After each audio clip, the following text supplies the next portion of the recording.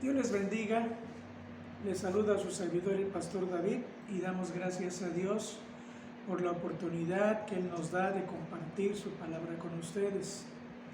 También les agradecemos por referencia al seguirnos en esta plataforma a través de esta serie de estudios que estamos teniendo. Pero asimismo agradecemos a nuestro hermano pastor Pedro Salinas y a Oscar que con su trabajo ellos nos apoyan en el aspecto técnico de este ministerio. Antes que otra cosa vamos a orar al Señor pidiendo su bendición para nuestras vidas a través de su santa palabra. Padre Santo, en esta hora delante de tu presencia, dándote gracias por la oportunidad de compartir tu palabra con nuestros hermanos y nuestros amigos. Pedimos la guianza de tu Espíritu Santo para poder, Señor, compartir esta palabra y ellos para que puedan entenderla y aplicarla a su vida, Señor. De tal manera que este tiempo pueda ser de bendición, Señor bendito. En tus manos estamos, en tus manos nos ponemos, conscientes de nuestra indignidad y de nuestra insuficiencia, creyendo que tú nos escuchas, Señor, y que habrás de glorificarte a través de las enseñanzas de este día. Gracias en el nombre de Jesús. Amén. Y estamos en este día siguiendo las enseñanzas del capítulo 5 en esta serie intitulada Mayordomía Cristiana. Y en este capítulo 5 estamos hablando de un asunto muy importante, y ese asunto es la mayordomía de los bienes, o sea, el manejo, la administración de los bienes materiales y del dinero. En las participaciones anteriores ya hablamos acerca de lo que la Biblia dice respecto a las riquezas. También vimos de una manera muy sencilla la manera como la palabra del Señor nos advierte del peligro de caer en el amor al dinero. Pero hoy vamos a empezar a hablar acerca de lo que la Biblia dice acerca de los administradores fieles, Y aquí tengo la ayuda de este día. En cuanto a administradores fieles, vamos a ver 5 cosas. ¿Por qué debo dar? ¿Cómo debo dar? ¿Cuánto debo dar? ¿A quién debo dar? Y finalmente, ¿dónde debo dar? Para iniciar la enseñanza de este día, vamos a leer nuestra Biblia en el libro de Apocalipsis, capítulo 3. Y voy a leer los versículos del 14 al 22. Apocalipsis, capítulo 3, versículos del 14 al 22. Como en otras ocasiones, les sugerimos que tengan preparada su Biblia para que junto con nosotros leamos la palabra del Señor, veamos directamente lo que nos dice el Señor a través de la Escritura. Pero también les sugerimos que tengan una libreta para que anoten lo que consideren interesante, que les va a servir como recordatorio y seguramente para compartir lo que el Señor nos da en este día con otras personas. Leo Apocalipsis capítulo 3, versículos 14 al 22. Dice así: y escribe al ángel de la iglesia en la Odisea: he aquí el amén, el testigo fiel y verdadero, el principio de la creación de Dios, dice esto: yo conozco tus obras, que ni eres frío ni caliente. Ojalá fueses frío o caliente, pero por cuanto eres tibio y no frío ni caliente, te vomitaré de mi boca. Porque tú dices: yo soy rico y me he enriquecido y de ninguna cosa tengo necesidad.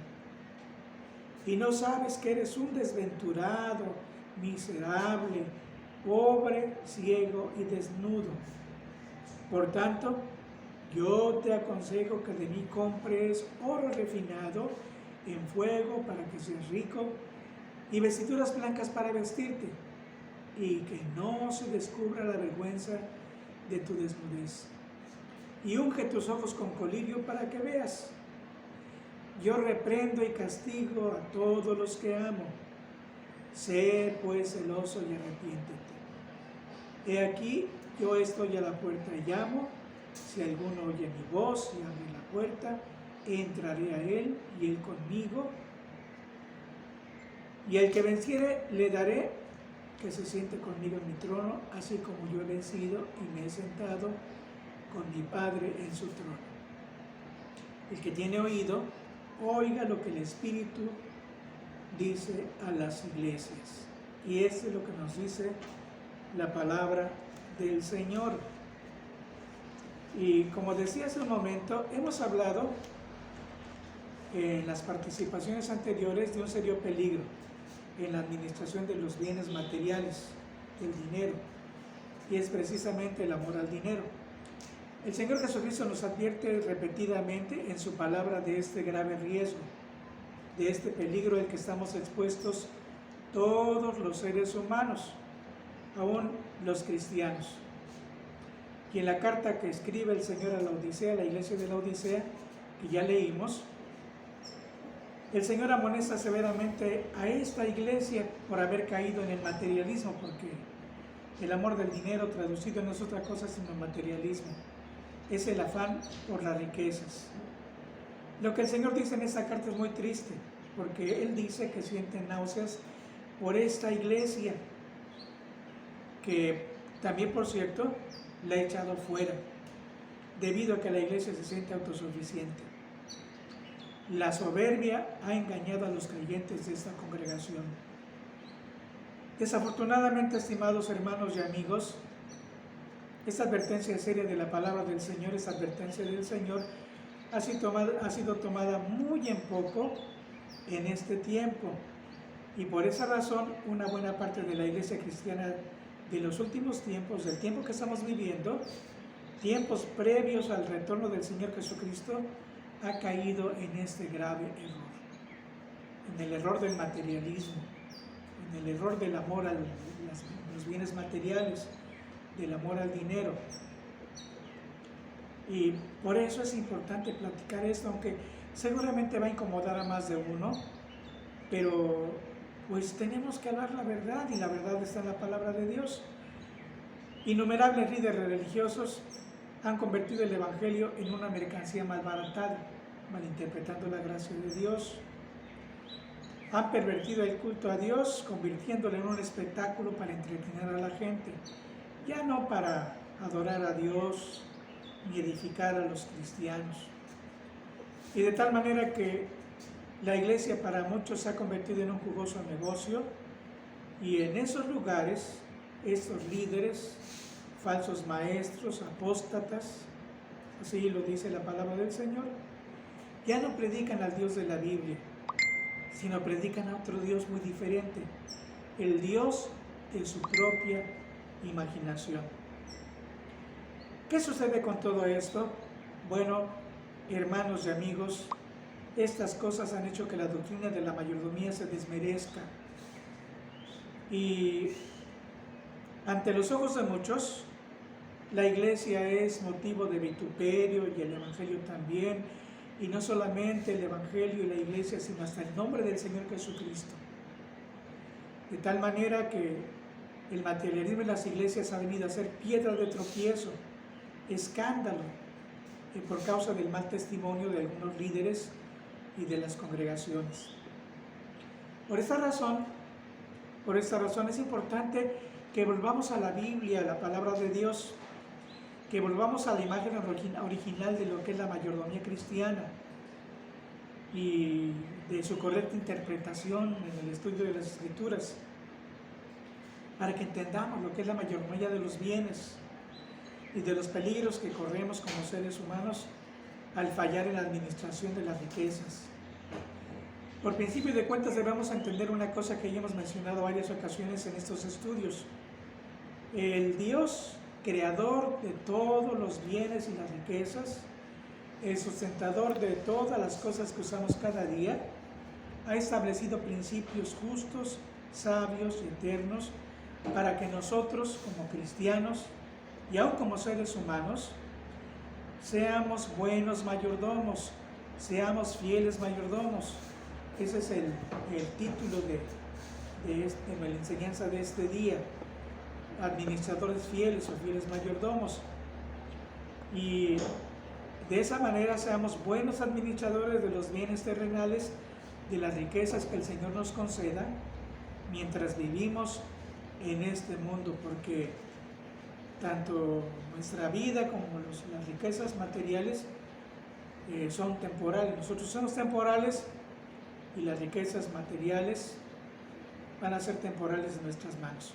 Para entender este asunto, en el desarrollo de este tema, vamos a hacernos las siguientes preguntas cuyas respuestas encontraremos en las Escrituras. Estamos hablando de administradores fieles y las preguntas en cuestión son las siguientes. Número 1, ¿por qué debo dar? Número 2, ¿cuánto debo dar? Número 3, número 2, perdón, me equivoqué. Número 1, ¿por qué debo dar? Número 2, ¿cómo debo dar? ¿Cuál debe ser mi motivación al dar? Número 3, ¿cuánto debo dar? Número 4, ¿a quiénes o a quién debo dar? Y número 5, ¿dónde debo dar? ¿Dónde debo llevar mis dádivas? Y vuelvo a repetir, con la ayuda de Dios vamos a encontrar las respuestas a estas preguntas en las Sagradas Escrituras. La primera pregunta, ¿por qué debo dar? Y aquí tenemos que recordar algo que ya también platicamos. Los bienes materiales, las riquezas, el dinero son de Dios. Él es el dueño de todas estas cosas y al mismo tiempo son la provisión de un Dios generoso que piensa en nuestras necesidades, que nos da para nuestras necesidades, las necesidades personales, las nuestras, las de nuestra familia, pero no solamente para nosotros y nuestra familia, sino también para compartir con los demás, primeramente para la causa de Cristo, para la obra del Señor, con el propósito de que el Evangelio llegue a mucha gente, particularmente en esos tiempos de necesidad, tanto espiritual, primeramente, como material. Pero el Señor nos da también para que compartamos con los que padecen necesidad, sobre todo en este tiempo de pandemia que ha traído una seria crisis económica. Estamos más obligados a compartir con los que han sido menos afortunados que nosotros por causa del desempleo, por causa de las enfermedades y por causa de la muerte de sus seres queridos. Algunas de las razones por las que tenemos que dar son las siguientes. Número 1, bueno, aquí voy a quitar esto y vamos a empezar a desglosar las respuestas a las 5 preguntas. ¿Por qué debo dar? Debo dar por 2 razones. En primer lugar, porque el dar es un acto de adoración. Cuando yo estoy dando, estoy adorando a Dios. La adoración el dar es parte del culto que le ofrecemos a Dios. Y también debemos dar porque el dar es un acto de fe en el Dios que nos provee todas las cosas. Dar es un acto de adoración. Voy a leer en la segunda carta a los Corintios, capítulo 8, versículos del 1 al 5. Luego comentamos, dice aquí el apóstol San Pablo escribiendo a nuestros hermanos de la iglesia de Corinto: asimismo, hermanos, os hacemos saber la gracia de Dios que se ha dado a las iglesias de Macedonia, que en grande prueba de tribulación, la abundancia de su gozo y de su profunda pobreza abundaron en riquezas de su generosidad. Pues doy testimonio de que con agrado han dado conforme a sus fuerzas, y aún más allá de sus fuerzas, pidiéndonos con muchos ruegos que les concedamos el privilegio de participar en este servicio para los santos.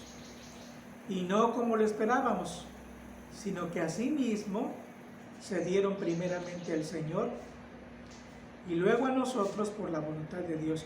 Quiero volver a leer y pues quiero recalcar lo que dice el versículo 5. Si usted tiene la costumbre de subrayar su Biblia, le sugiero que subraye este versículo 5. Dice: y no como esperábamos, sino que asimismo se dieron primeramente al Señor. Los macedonios se dieron primeramente al Señor y después de darse al Señor, luego a nosotros por voluntad de Dios. Y cuando estamos ofreciendo nuestros bienes materiales,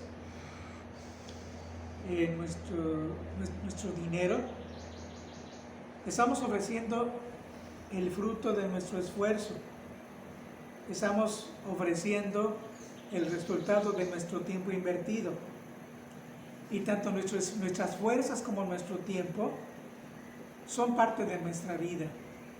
Lo que ganamos, los bienes materiales, las riquezas que ganamos, son el resultado de la inversión de nuestro tiempo y de nuestras fuerzas. Y vuelvo a repetir, ambas cosas son nuestra vida que se desgasta. De ahí que una actitud correcta para dar es primeramente darnos a Dios, ofrecerle al Señor nuestro tiempo, nuestras fuerzas a través de nuestras riquezas.